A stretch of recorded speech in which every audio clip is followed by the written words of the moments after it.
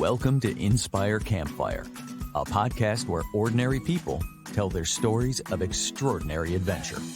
These are campfire stories meant to inspire the rest of us to light the fire within, get outside, follow our dreams, and return to tell our own stories.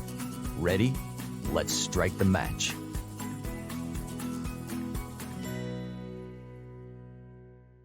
Welcome to the show. I'm your host, Scott Wurzbacher, and today we're diving into a story of tradition, exploration, and self-reliance. These are the core themes of the Race to Alaska, a groundbreaking human and wind-powered journey through North America's Inside Passage. With no engines, no support crews, no supply drops, and barely any rules, it's a race that pushes competitors to their limits, fueled by pure grit and determination. Our guest today is Zach Carver, the brilliant writer and director of the award-winning documentary Race to Alaska. Over 7 years, Zach captured more than 70,000 shots to craft an epic tale of adventure and resilience. But his filmmaking wasn't just behind the camera. Zach became part of the story, immersing himself in the spirit of this remarkable race. I can't wait for you to hear about the Race to Alaska, the making of this incredible film, and the unforgettable moments that Zach experienced along the way. Zach, welcome to the campfire. Hi, thanks for having me. Oh, I am so excited. So I guess I'll just start by saying the Race to Alaska is available. I believe I watched it on Amazon, so people need to run out there and watch this movie. It is such a good movie. It's such a great story. You did such a fantastic job with this. Thank you. I thought my hope is that the takeaway that people get from this episode is they'll go watch the movie. But Zach, let's just jump right in. What is, for those that haven't seen the movie, what is the Race to Alaska? The Race to Alaska is about the eponymous boat race. So it's an adventure boat race, theoretically dreamed up over beers. The creators called it the best bad idea they'd ever had, and it's very simple. There's a start in Port Townsend, Washington, and a finish line in Ketchikan, Alaska, and a $10,000 prize for first place. Second place gets a set of steak knives, and pretty much any boat is eligible as long as there's no motor on board the boat. Any boat, no motor. I love it. Yeah. So it's 750 miles. It's cold water, very cold water, and a lot of it's open to the Pacific, and it's just a gnarly adventure. Yeah. So can you talk a little bit about the route that the race takes? Sure. So it basically goes up the Inside Passage, which is inside because it's protected by a bunch of island groups along the west coast of Canada. And so it's a really common route for mariners, cruise ships take it, etc. But it's still pretty vast in a small boat. And then there's multiple places that are open to the Pacific. So the first stage is a proving ground, they call it. It's from Port Townsend to Victoria, BC. And that goes across the Straits of Juan de Fuca, which is about 35 miles open to the Pacific in the west. And that's kind of the entrance to Seattle and the Port of Seattle. That can be huge water, frankly, but it's also really close to home. So if they can make it across there, they have 36 hours to do it, 48 hours to do it, something like that. They have a short window. Then they go through customs in Victoria, and then from there, it's nonstop to Ketchikan. On the way, they have to go through two waypoints. One is Campbell River, a place called Seymour Narrows, which is a tidal rapids. Basically, there's so many islands up there, and the water has to get around Vancouver Island, which is one of the biggest, I think, the biggest island in North America. Right. So the tide has to rush through these narrow passages in the islands. And so there's a few different narrows that you're required to go through if you wanted to go inside. And Seymour is one of them. The currents can be up to 15 knots, like 16, 17 miles an hour at peak flow in either direction. So anyway, they got to go through there. Then they get to the north end of Vancouver Island. They go around a place called Cape Caution, which is Queen Charlotte Sound, Queen Charlotte Strait. That's also open to the Pacific. Then they keep headed north through the town of Bella Bella, which is the second waypoint. and then from there they take whatever course they want up to Ketchikan. So it's a vast race course. Yeah, and I mean, let's just jump right. We were going to maybe touch on this a little bit later, but like as we're talking about the location, can you talk about like some of the just sort of the natural experience of going through that and some of the like the beauty that you see going through the inside passage for that people if they're not familiar. Oh, I mean, it's one of the most beautiful waterways on the planet. It's you know, like if you've seen Lord of the Rings, it's sort of like sailing through Mordor in a certain way, like Mm, mountains on either side of you. Like Vancouver Island has a coastal mountain range that's often snow capped. Um, and then inland, there's all these fjords that head into the west coast of Canada. So it's it's it's glacially formed, huge forests. Like sometimes it's just like literally a mountain coming out of the water. There's places where it goes straight down, like 10 feet off the beach, you're in 100 feet of water, and so that same trajectory goes up and down. So like trees are just sort of hanging on, and a lot of wildlife. You'll see orcas and minke whales and Dall's porpoise. I mean, it's extraordinary. yeah. So probably a little less than 20 years ago, my wife and I did a cruise from Seattle to Alaska. Oh, And I cool. think on the way back, we went through the inside passage, and it's funny, like cruise ships go through there, right? Yeah, And, I mean, it's just fun. Like, for me, like, I remember the vivid beauty, like the blue of the water and then, the green backdrop of, the conifer trees and the mountains. I mean, it's just absolutely beautiful. But I guess what's kind of funny, cruise ships can just go through there, right? And I can sit yeah, on the cruise deck and look out and be super comfortable. Like, this is a very different experience for the people that are participating in this. What's the yeah. difference? Well, uh, engines is a big factor. I mean, I think the most unique thing about it as a Yeah, waterway and for this yeah, race in general is the current that runs through there.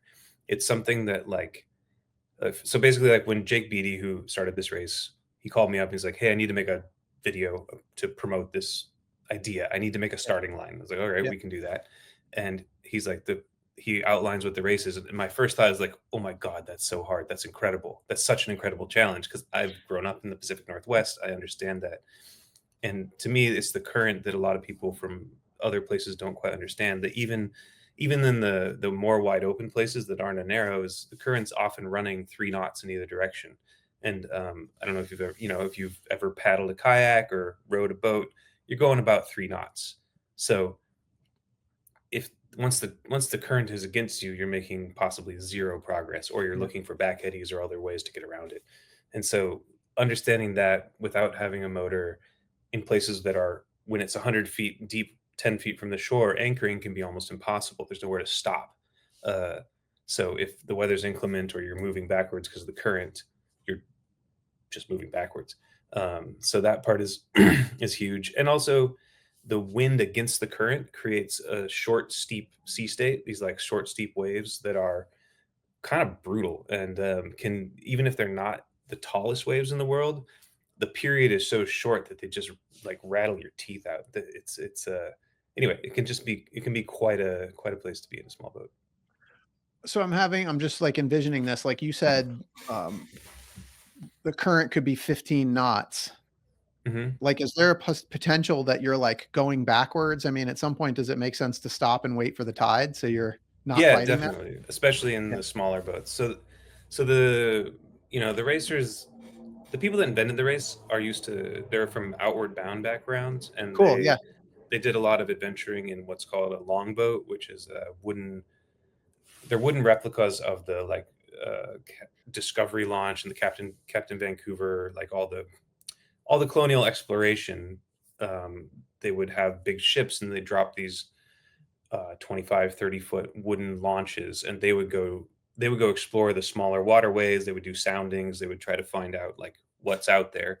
And so Outward Bound did all these programs where you take a dozen kids on one of these and adventure. And so it's interesting. Their perception of who was going to join the race was like these more kind of row sail, small boat, crusty people. And those people definitely showed up, and that's awesome. But there's this other element where people are like, oh, the way to do this is in a carbon fiber trimaran and go very fast and sail 90% of the time.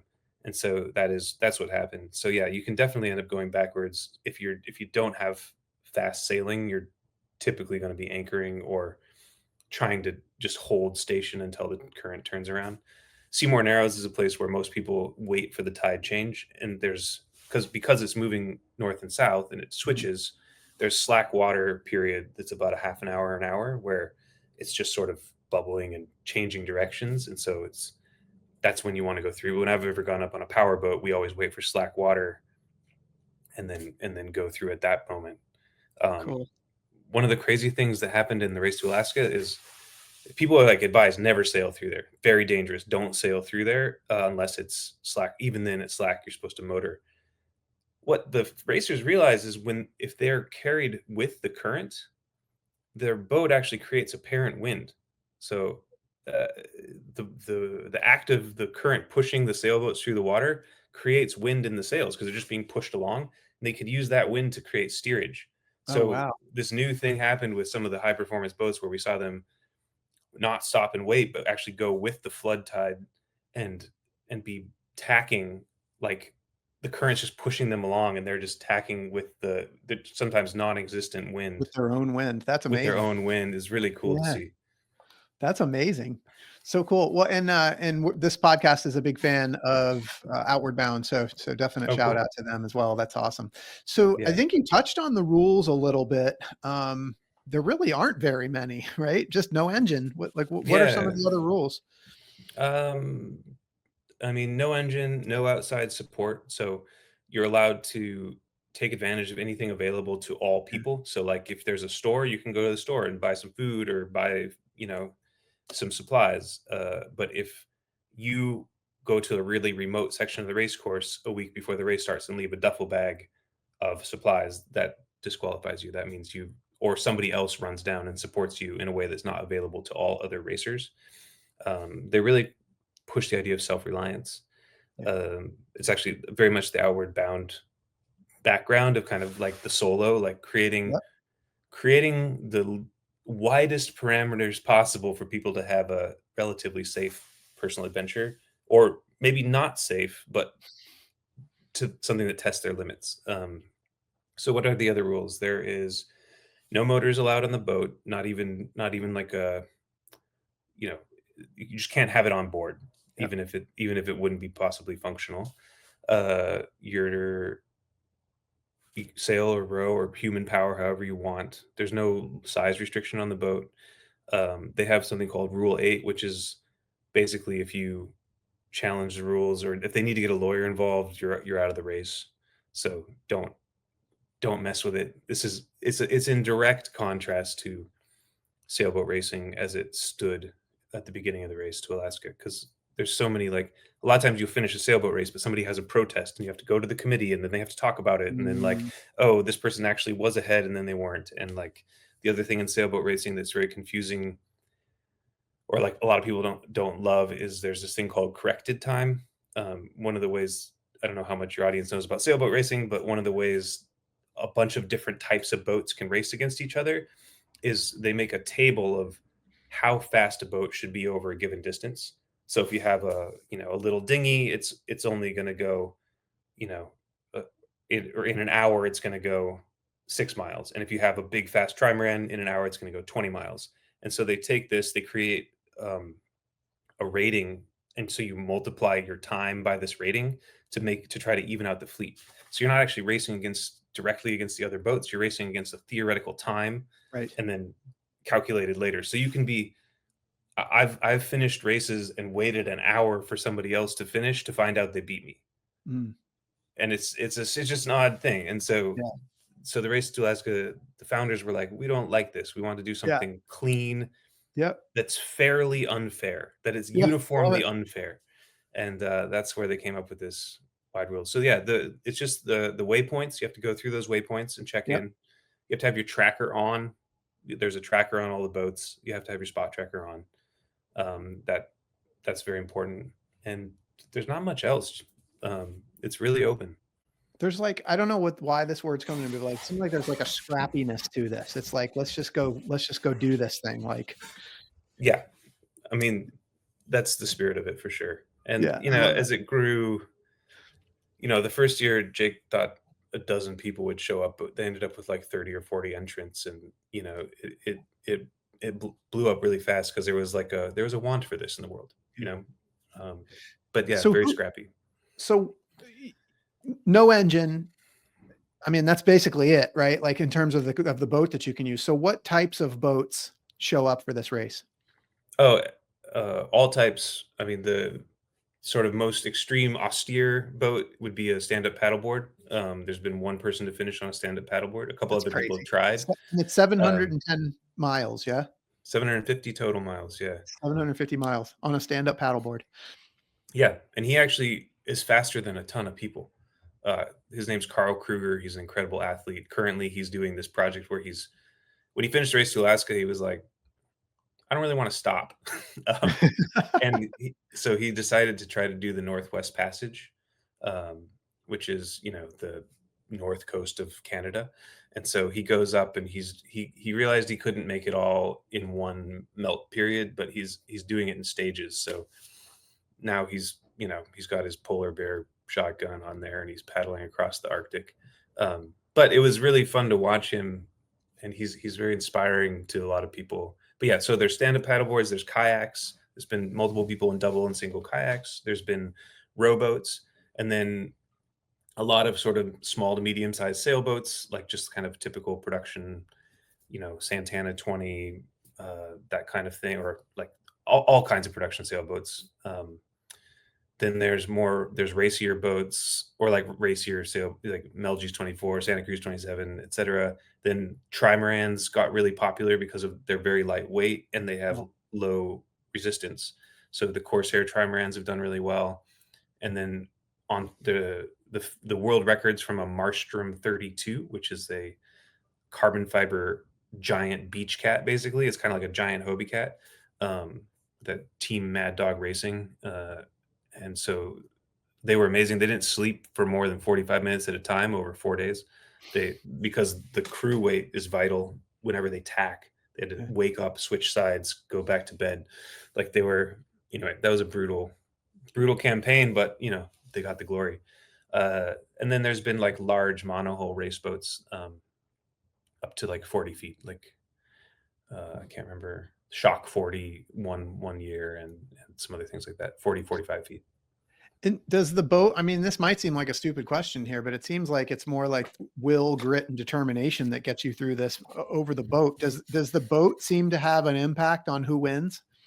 I mean, hugely. There's a Yeah. quote in the movie that the Jake was like, "Well, fast boats are faster is the dumb thing we learned in this race." He says, because part of the experiment of it was because of the conditions. It's very variable. Yeah. The race happens in the middle of June, and June the wind can be non-existent. You get a high pressure that just sits on hundreds of miles of that coastline where there's just almost no wind for 3 days, and we thought, oh man, a rowboat or like a fast human power boat could really get ahead at that point. But it turns out that if you have a fast sailboat, you make up so much ground in the one day of wind that didn't really pan out. Got it. So the boat choice is huge, but there's all these factors. It's one of the, like anything. Uh, if you pick the high tweak, they call them high tweak for whatever reason. But like boats that require that are super fast and fine and light, and you've minimized the materials, like the hull is paper thin carbon fiber, etc. That boat has a ton of speed, but there's a big lumber industry up here, so there's a lot of stray logs in the water. And when you're going 20 knots and you have a carbon fiber hull, it's really easy to crack that hull or Mm. break your rudder off. And they race, you race through the night. And so like there's the boat's called Dragon. I can't remember what their team name is, but they won 1 or 2 years ago. And he bought this boat from New Zealand. It's very fancy, fast trimaran. I think really sleek. I mean, it looks incredible. It's an incredible looking boat. But he tried 3 times to win.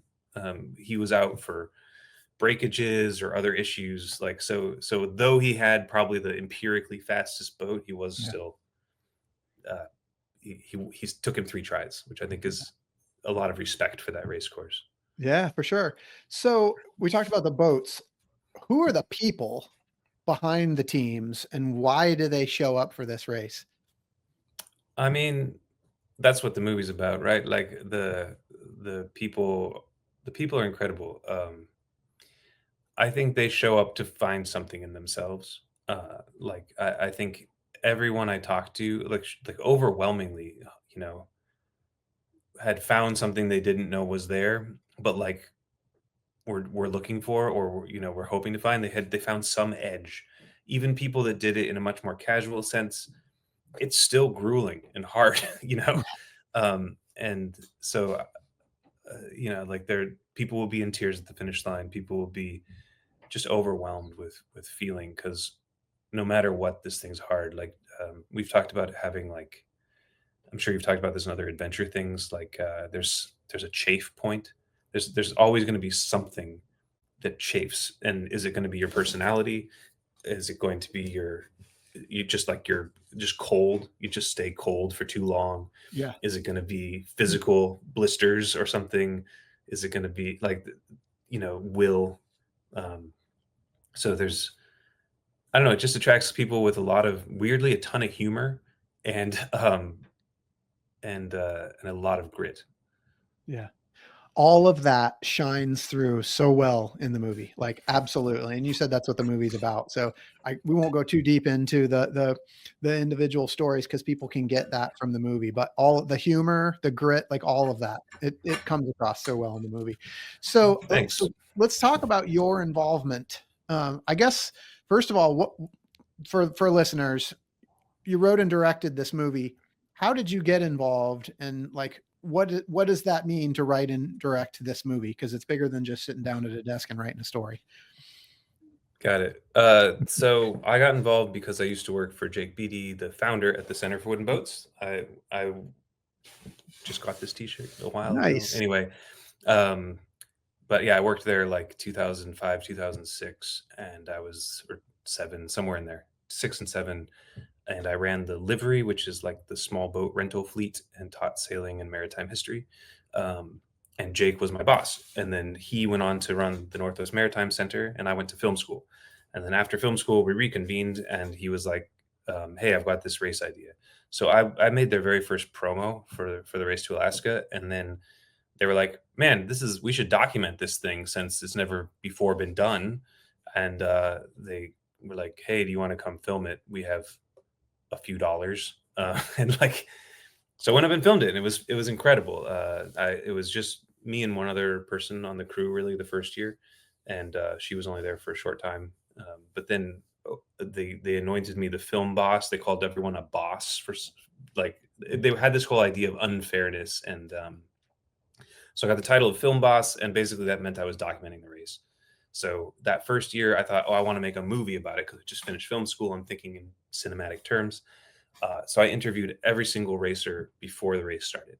I made sure to get a pre-interview with every single team, and I was kind of building this whole thing in my head. And uh, I ended up, we had this volunteer pilot that was like, "Hey, does the film guy want to fly around with me?" So I ended up flying around in this little light plane with the door off, shooting out the side, and I had the totally wrong gear for that. Anyway, it was really trial by fire, but in the end, we didn't make a movie because there wasn't really support, and there wasn't an outstanding story. And also, the very first winner lost their GoPro over the back of the boat, had zero footage. So, No. if nothing, we thought, oh, we'll make a movie about the winner, but they had nothing. So, which is why they don't. I'm sorry, Team Elsie Piddock. It's why they don't appear as much in the film as we'd like to, because we didn't have any supporting footage. But and I did a bunch of exit interviews. Anyway, I tried to build it as a film. Then it got shelved for several years, but I kept coming back to make the promo stuff and the daily content for the race. So my team would go make, we called it the clip of the day, and it was like a 24-hour turnaround mini documentary. And it was about, as, I don't think as grueling as the race, but it was pretty full on.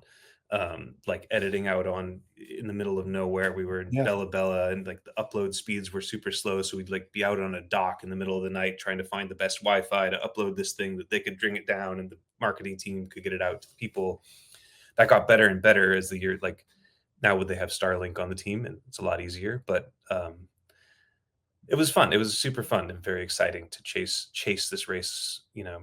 But yeah, so I filmed it for them, and then we got one of my team members, Luke Gardner, told me about a film called The Barclay Marathons: The Race Yep. That Eats Its Young. Incredible movie. I think your listeners would love it.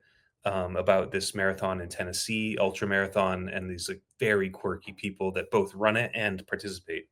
And I watched that film, realized that the structure was that the race itself is the protagonist, and that the racers, you know, kind of illustrate this for, so you don't need one specific story. And I was like, I see. The race is the protagonist. And once I saw that, I was like, oh, we can make a movie.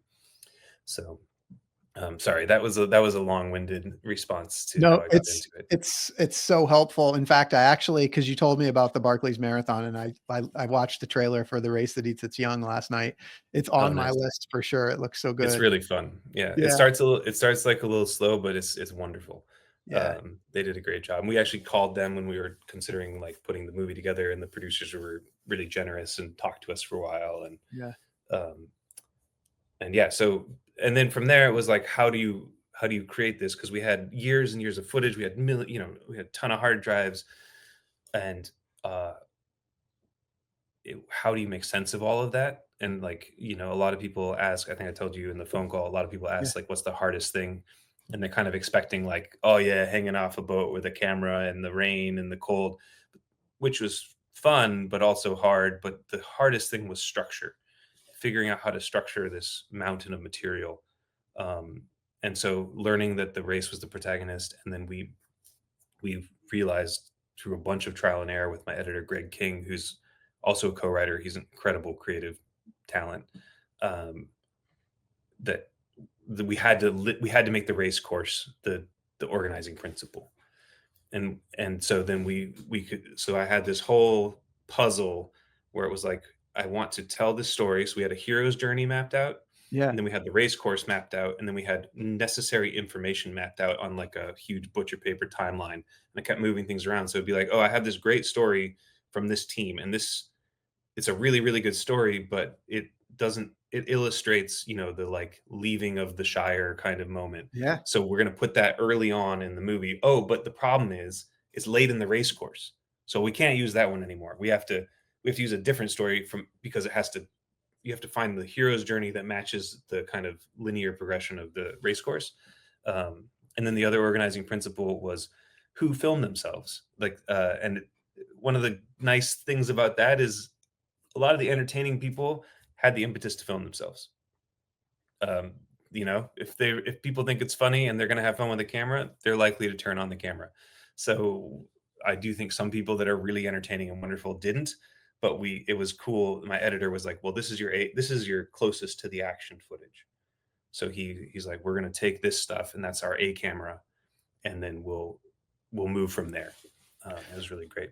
so cool. We do talk about the hero's journey quite a bit on this podcast, and I think that's such an interesting thing. So what I'm hearing you say is like you kind of mapped out the hero's journey, and then you had to like find pieces of footage and material that you had to plug into that to create the Exactly. monster storyline. That's awesome.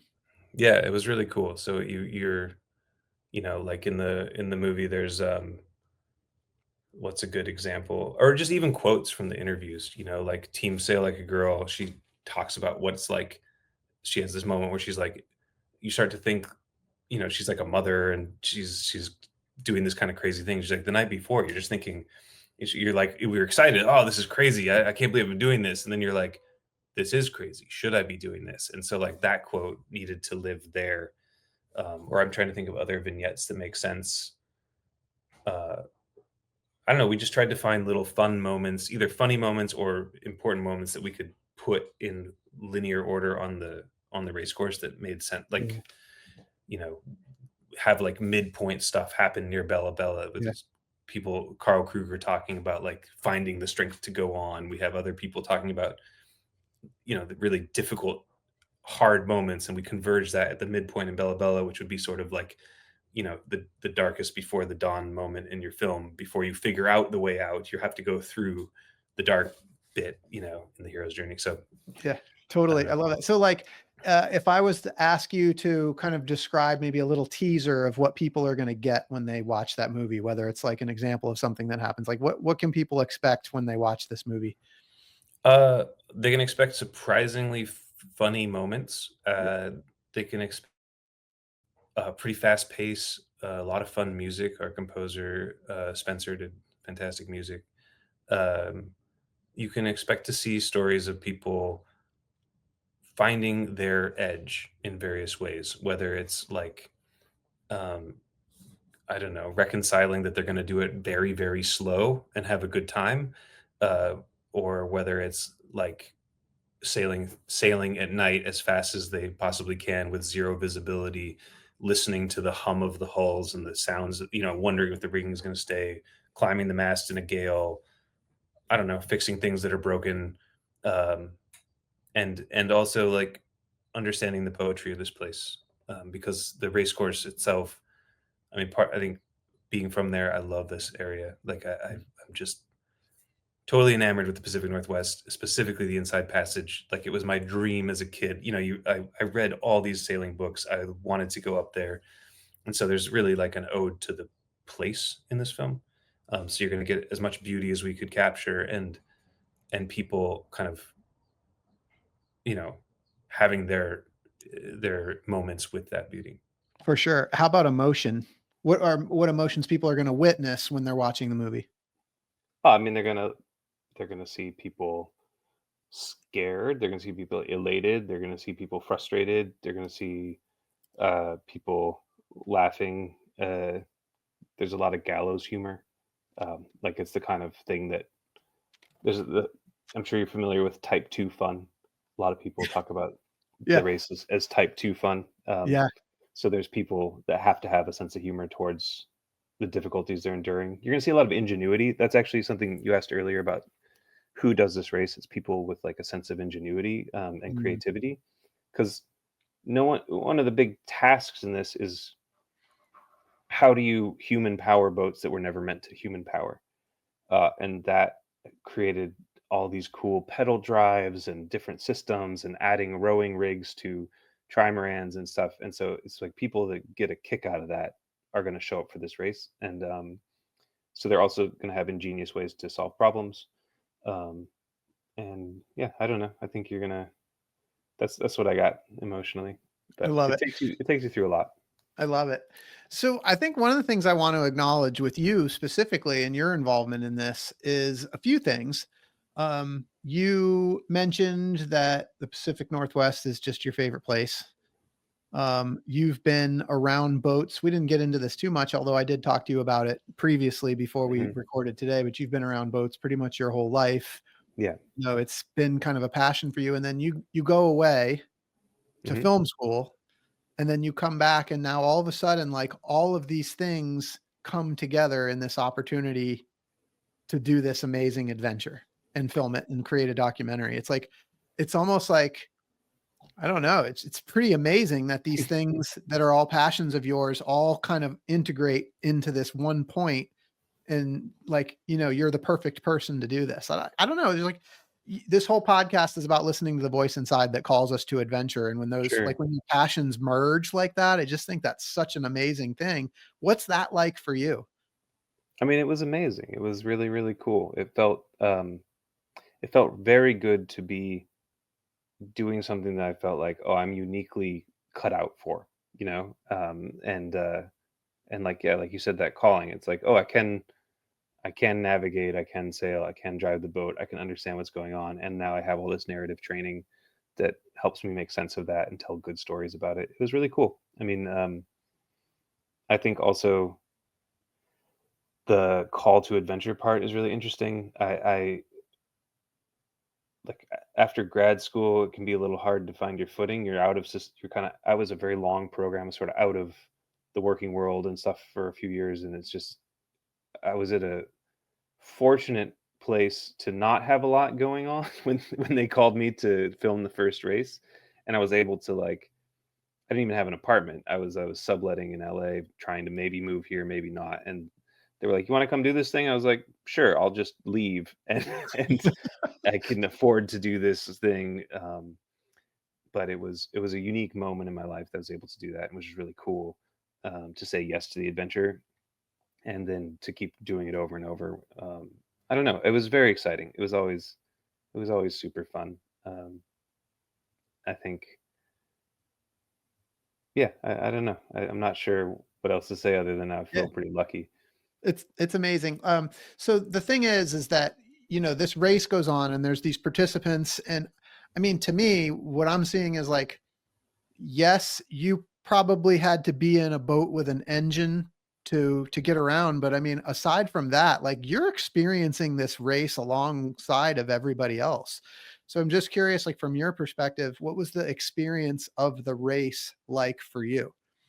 I mean, the first year was truly incredible because it was this 750-mile experiment, and nobody knew what was going to happen. No one knew who was going to win, and I was like reporting the news from the front lines, and like there was a moment when I was flying with Nick Reed, the pilot I mentioned, in Yeah. his little yellow plane, and uh, the leaders, Elsie Pittock, had gone through Seymour Narrows already, and we were flying to try to catch him. And like we flew way further than we thought we were going to fly.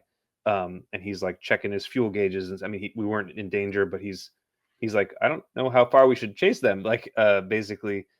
And they had just had this huge commanding lead, and we realized like he's an aerial photographer. But we went to get the photo and go back and report what would happen. We realized we're like the only people that know what's going on. We're in the sky looking down on this team, seeing them pound through Johnstone Strait, like just going so fast. And like we had this, it was very special to be like flying in this very remote place going, "Oh, we're the only ones. Like this is very cool." And then how like we did a lot of that was exciting too because he would fly at a steady decline to get as close as possible, and then he'd be like, hold the stick, don't pull up, and take photos out the window. um, and so that was a nice adventure moment where you're like, okay, we're getting the water's close. uh, but he's great. I trust him 110% to fly. But um yeah, so stuff like that was pretty magical, and like the sense of adventure and like following the race, like I get I love this stuff. If I had been in Seattle, in my 20s when the race started, I would have raced. I would have been in it, like. And so watching and wondering what's going to happen, and like calculating like, oh well, the current's going to switch, so I think they're going to get screwed and this other team's going to get ahead. And like me and Daniel Evans, the race boss, became quite good friends. And he's been a schooner captain and an outward bound instructor and a small ship captain all up and down. He's from Alaska, so he's been all over that waterway. So we're just looking at the chart and we're like, oh man, this is gonna happen. Like there's so much excitement. And Jake just not knowing what was gonna happen. We had to fly, like everyone had to change their flights to Ketchikan that first year because no one thought anyone would go that fast. They brought 2 days faster than anyone anticipated from doing the math. And so it was just like this mad dash to stay ahead of them, So it was very exciting. And Yeah, subsequent years too, still fun. it's crazy. Like, I mean, again, as you being part of the adventure, I mean, for the participants, like they have a singular goal to like get through the inside passage and get to the waypoints and get to the finish line. Like you kind of have that same objective too, but then you also have like work that you're doing, right? Yeah. I mean, you're shooting footage, you're putting a story together. Like, were you able to like just kind of stop and enjoy the adventure for the adventure that it was, or were you so focused on the work that it was hard to? I mean, you get both. There's long days and there's really fun days. Like sometimes the pressure points are actually the time you do look around. Like I remember one day we're driving, we had this awesome power catamaran that Fisheries Supply lent us, named Disco, and we were like we were driving. I can't remember going where we were going, but I had an editor like cranking away in the city. We're going 25 knots, trying to get to the next place to beat a boat, and then my photographer who's just gotten to Bella Bella and just like come back into range. She's photo and video. Leave. She's like, hey, I have a problem with my lens. I need a filter. I need this other thing. So I'm like calling float plane, like freight services and calling camera shops in Vancouver and like mobilizing the volunteer network to be like, okay, guys, can we get someone to go to this camera shop, to go to this seaplane place, to fly air freight to this woman in Bella Bella, while I'm also like working with the editor and we're trying to navigate. And like it was beautiful. It was a beautiful day. It was very exciting. It was really fun. And then other like more tranquil moments. I got to the year Mad Dog Racing won, and it was set the world record. No one's beat it since. It's like 3 days and 19 hours or something. Yeah. Wow. We were driving this big donated 60-foot like expedition yacht, and we were following them as sun was going down. We're going out into I think Polier Pass into the Straits of Georgia, and Daniel's starting to do some math on their course, the wind, and we were planning to anchor that night and then catch up with other teams. We start talking and realizing that there's no way we'll catch them. If we don't follow them now, we'll never catch them. So we just make the decision on the fly to just turn and head north and keep motoring all night. And so I like slept on the deck with stars, like. So there's this incredible adventure moments that were peppered into this stress and racing around. And, there's a lot of hard decisions of like, who do we follow? How do we get the story? What do we edit? Like how, if we're trying to get things turned around fast, but yeah, some very special moments. So cool. Zach, you mentioned when we spoke before that the Race to Alaska is actually a community. And you made the comment that it's something that you didn't realize you needed until you became part of it. I just wondered if you could elaborate on that a little bit. Sure. I think a lot of the racers said that too, that we're like, this is a community we didn't know existed and didn't know we needed. I think it's just a really unique Venn diagram of people and talents. It's people that have the interest, passion, and skills to try to do this race. They love sailing, they love the outdoors, they love boats. And then they also have the like humor and fortitude to get through it. And so I think the general, I don't know, that kind of like pluck, whimsy, scrappiness, etc., brought a really interesting confluence of people together, and like some really cool people at different ages. Like Ernie Baird he did it for his 70th birthday on this old wooden boat. He's in the film. And like, it's such a treat to know Ernie Baird. And he's someone I don't think I would have met any other way.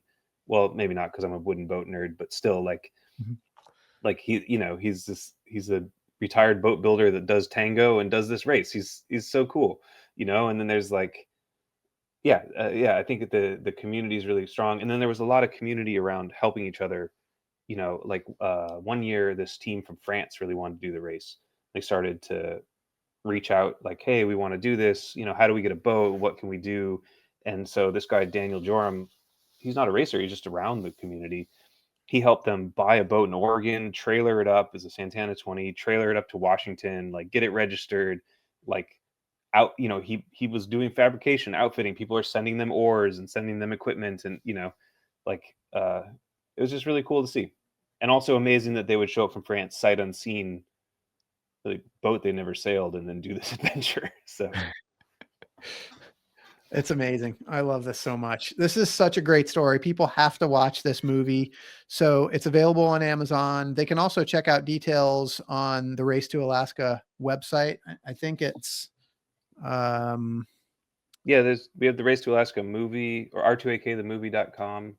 r2ak.com and r2akthemovie.com. Great. Yeah. And then R2AK, the actual race. It's streaming on like a lot of different places. And it's so good. Like you will thank us for watching this movie. It's so good. So on the website R2AK, I was like researching, just kind of getting ready for today, just thinking about what kinds of things that I wanted to ask. And I came across the frequently asked questions, and it's fun. Like the website, I think, gives a flavor for what they're going to experience with the movie and with the experience. Like there's like, it's just fun. Like the humor comes out, the grittiness, but also just the lighthearted, fun, almost kind of snarky nature. Like Yeah. it's cool. But one of the frequently asked questions it's kind of like somebody that says, this sounds like a really fun experience, but I have a full-time job and I don't know if I could take off work, or I don't think I can afford it. Hmm. And the response is something like, we're glad you asked that question. And then it goes on to give a quote from Sterling Hayden's book, The Wanderer. And I'd love to just read the first paragraph of that quote. I won't do the whole thing. People can go on, but I want to ask you about this because I think it touches on the essence of the race, but also so much of what we like to talk about here on this podcast. And so from Sterling Hayden, The Wanderer, he says, to be truly challenging, a voyage, like life, must rest on a firm foundation of financial unrest.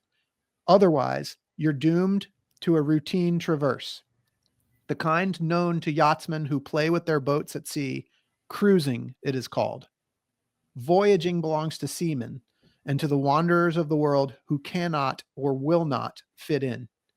If you are contemplating a voyage and you have the means, abandon the venture until your fortune changes. Only then will you know what the sea is all about. It's so good. It gives me chills to read that. I just wonder if you could talk a little bit about that and how it relates to this race. I mean, I think there's a lot of people that felt that they had to do it. And, one of my favorite teams that's in the film is Team Van Tucky, and they're just like carpenters that live in Vancouver, Washington. And they they were just like, yeah, we're just working guys that like to do really fun things, and they just sort of felt compelled, and they took they took the weeks off. They bought this Windrider trimaran, this little 17-foot plastic trimaran that's like, it's a gnarly boat to do that in, and they had such a great attitude about it. But like there was something, they did seem sort of like, yeah, we just got to do this thing. Like a lot of people feel compelled, and that that it cost them some money, but it's not the same as, I don't know, uh doing it like race to win. But yeah, there's a whole dirtbag sailors is the whole Yeah. thing, and they actually give a dirtbag award for the kind of scrappiest team. It's a bag of dirt is the award. But Love it. the attitude is really there of just like, no, go out and do this thing, and you really can. Like part of their way they vet people is to see if they're like, are you do you have the skills to probably make it and the intelligence to stop if you need to? Mm. And with that, like, judgment and intelligence, like this kind of adventure is available to you in all kinds of boats and all kinds of means. So like, yeah, just go out and do it. And like, I think that the movie too is a little bit that way. We were just like, yeah, we're gonna make a movie. Like, we'll find some money somewhere, and we did. Found some investors, and people pitched in to help, and like, we didn't wait to have everything perfect. Yeah, And I think that's important. I love it. Tell me about this piece. So again, just coming back to it's the second to last sentence. If you're contemplating a voyage and you have the means, abandon the venture until your fortune changes. That's hilarious. um I don't know. I mean, I think that it becomes a test if you let it be a test. Like, Yeah. otherwise, he's right, you're just cruising, and cruising is awesome. I totally love cruising and condone it and recommend it. But like, I had this interesting realization recently. I was having some challenges with like some of the more officey type work I have to do, Yeah. and realize I have a lot of like fear and anxiety towards that kind of work. But where I don't have fear and anxiety is on the water. Like, I'm pretty comfortable driving a boat in pretty gnarly conditions and various other things. But that's weird because that is a much less safe and more challenging Sure. place. And what I realized is like, it's because my parents pushed me out in a sailboat in a lagoon when I was 6, 7 years old. And like, a lagoon it might only be 100 yards wide, but like, you gotta figure it out. And Right. so from a very young age, I had this ability to be alone on boats, and like, and a wide leash. And I was like, I was very fortunate to have like supportive parents that sent me on sailboats. I did sailing camp. But I had a little laser on Lake Washington. But Lake Washington is 30 miles long and a few miles wide. So it gets windy, it gets too much. You got to figure it out. You got to get home, or you got to duck in behind something and wait for the conditions to change, or make those judgment calls. And that kind of, I don't know. So when you have to be self-reliant, you will be self-reliant. And if you don't have to be, you're not going to be. It's much easier not to be. So like, I think that's the idea, is like, you won't find that thing within yourself if you do it with means, you'll find it somewhere else. I think you might have just answered my next question, which is essentially like, aside from watching the movie, which listeners must go do, what other advice do you have for people that have listened to this episode and are inspired by your story, whether it's the race to Alaska or this idea of combining your skills to do this thing that you're called to do? Any advice you want to leave people with? I mean, I think don't uh don't be afraid to stoke the fire of your interest, whatever weird interest it is. Like, I when I worked at the Center for Wooden Boats, I didn't even know people had. I didn't think people had jobs there. I just loved that place, and a job happened to be posted on Craigslist when I was looking for a job, and I was 24, and like I loved it, and like all of my reading about, like, I used to read boat designers books and like go to, like, I have a whole nerdy sense of that, but that got me this weird job and got me access to this great community. And like, I feel that it's really easy to let social pressures, society, school, parents, whatever, tell you to like, those things aren't important. Yeah. But actually, like, those things will lead you to places where you can thrive. And there's no substitute for that kind of interest or curiosity, and that curiosity will lead you to adventures. Yeah. And did you see, for you, like, did you see this coming when you were like, as a kid on boats? No, I mean, I guess I saw a little bit when I was in high school. I wanted to be like an adventure journalist. Like, I thought I Mhm. would go, take pictures and write stories. And this is a version of that. Yeah. Uh, but no, I didn't really see it coming. I didn't think that I would combine those things. I also didn't know that I would go make movies. So, Yeah. um, but yeah, So I'm cool. glad it kept me going. What are you working on now, or what's coming next for you? Right now, I'm one of the like story producers, associate producer on a docu series about Sail GP, which is like the F1 of sailing. So that's a cool thing. Sweet. And then I'm not sure when that's going to come out or how that'll look, but it's a cool thing. Sail GP is worth checking out. And then we have a couple other doc projects, some travel shows. Leave, one of the uh, camera people and one of the producers of the film, she's got like a motorcycle show we might do. And yeah, I don't know, we're working on a bunch of stuff, like trying to, and I'm also trying to do more personal, like, photo video projects that are a little less uh that are more kind of exploratory. Yeah. So Yeah. we'll see. Very cool. You're also working on something with my good friend Karen Dark. Oh yeah, we have an amazing podcast. I'm sorry. That's yes, you guys should listen to the Alchemy Pod. It's Karen Dark is the host. She's a para athlete, Paralympian. She's climbed El Cap, I think, She uh, has. without the use of her legs or lower body. She's also paddled the Inside Passage to Alaska and skied across Antarctica. And she interviews people. The reason it's called alchemy is finding the gold in whatever difficult circumstances that you find yourself in. And they're very inspiring stories. We have one crossover with Carl Kruger, the paddleboarder.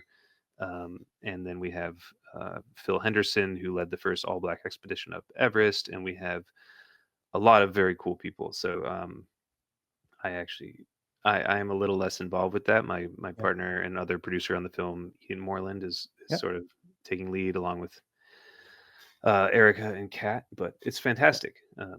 Love it. So, Love what you guys are doing and with that. And Karen is the reason why you and I are here talking today. yeah, So that's awesome. How do people find out more about the race to Alaska or find out about your work?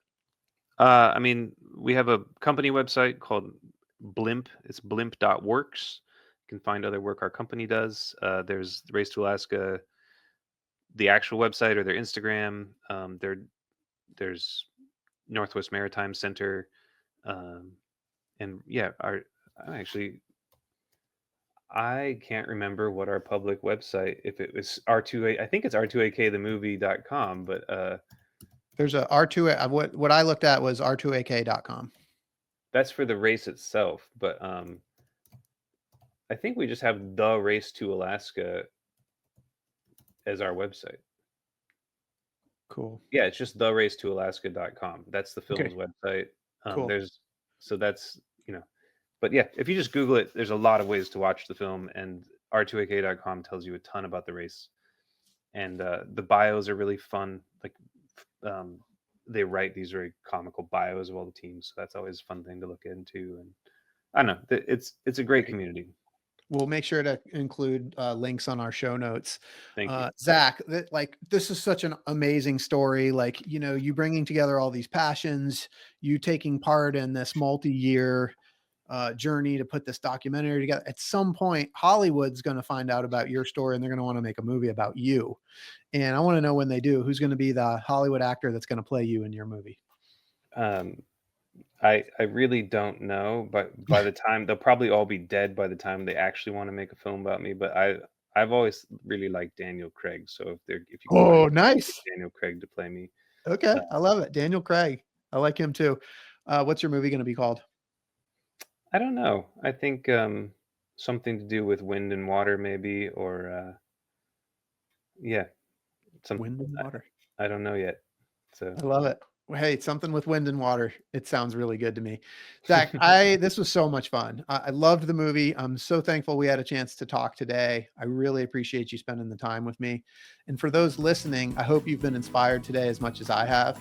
I hope Zach's story has encouraged you to listen to the voice inside that calls you to adventure, because we want to hear your story next. If you have a story to tell or just need a nudge to create one, please send me an email. We'd also appreciate it if you'd help us spread the word by leaving a review and sharing or tagging Inspire Campfire in your social media. And until next time, I want to encourage you to get outside.